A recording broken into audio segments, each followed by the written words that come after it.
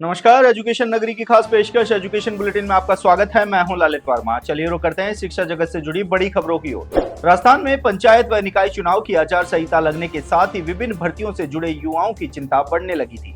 जिन भर्तियों में नियुक्ति प्रक्रिया चल रही थी, उन भर्तियों के अभ्यर्थियों के मन में असमंजस की स्थिति थी कि क्या आचार संहिता के चलते उनकी नियुक्तियां अटकेंगी। तो वहीं अब राज्य निर्वाचन आयोग ने साफ कर दिया है कि जो भर्तियां जिनमें चुनाव घोषणा से पूर्व नियुक्ति आदेश जारी हो चुके हैं, उनका रिक्त पद पर पदस्थापन किया जा सकता है। ऐसे में अभ्यर्थियों के मन में बनी आ रही असमंजस की स्थिति इस आदेश के बाद दूर हो गई है। गौरतलब है कि चतुर्श्रेणी कर्मचारी में सैकड़ों पदों पर नियुक्ति आदेश जारी हो चुके हैं और अभी भी इन पर नियुक्तियां होना बाकी है। वहीं विभागों की ओर से नियुक्ति आदेश जारी किए जाने के बाद अब इनका पदस्थापन हो पाएगा। इन पदों हालांकि नए नियुक्ति आदेश जारी करने, परिणाम जारी करने को लेकर पहले निर्वाचन आयोग की अनुमति लेनी होगी। ऐसे में करीब 15,000 से ज्यादा पदों पर अभी भी संशय की स्थिति बनी हुई है। राजस्थान लोक सेवा आयोग की स्कूल लेक्चरर और सेकंड ग्रेड भर्ती परीक्षाओं में अभ्यर्थियों को बड़ी राहत मिलने वाली है। अब जनरल नॉलेज यानी कि जीके में 40% न्यूनतम अंक लाने की अनिवार्यता खत्म करने की तैयारी की जा रही है। इसके स्थान पर जीके और संबंधित विषय के अंकों का जोड़कर एग्रीगेट में 40% अंक अनिवार्य किए जाएंगे। इस बदलाव से उन अभ्यर्थियों को फायदा मिलेगा जो जीके में कम अंक आने के कारण भर्ती प्रक्रिया से बाहर हो जाते थे। आयोग के अनुसार पिछली भर्तियों में जीके की बाध्यता के चलते कई विषयों में बेहद कम अभ्यर्थी योग्य पाए गए।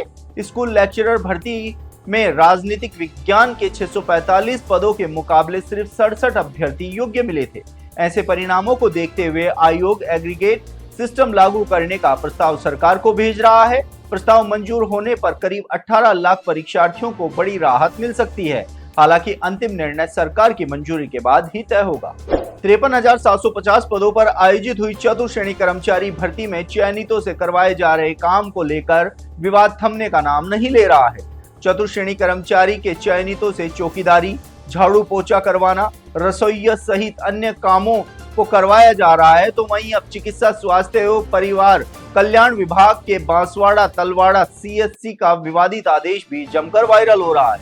इस आदेश के तहत चतुर्श्रेणी या वार्ड बॉय को झाड़ू पोछा का काम करने के निर्देश दिए गए हैं और अगर इन कामों में चयनित को आपत्ति है तो उनको इस संबंध में लिखित में अपनी आपत्ति दर्ज करवानी होगी।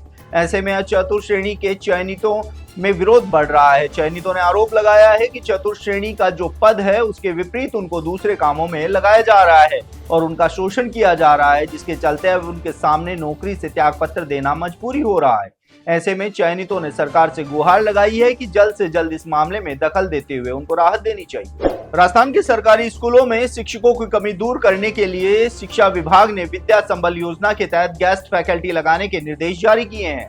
सत्र शुरू होने के करीब 5 महीने बाद यह प्रक्रिया शुरू की जा रही है। जिला स्तर पर कलेक्टर की अध्यक्षता में समिति गठित होगी जो अभ्यर्थियों का मेरिट के आधार पर चयन करेगी। चयनित गेस्ट फैकल्टी को ग्रेड के अनुसार मानदेय दिया जाएगा। ग्रेड 3 को 300 रुपए प्रति पीरियड और अधिकतम 21,000 रुपए, ग्रेड 2 को 350 रुपए प्रति पीरियड और अधिकतम 25,000 रुपए, जबकि ग्रेड 1 को 400 रुपए प्रति पीरियड और अधिकतम 30,000 रुपए मासिक मानदेय मिलेगा।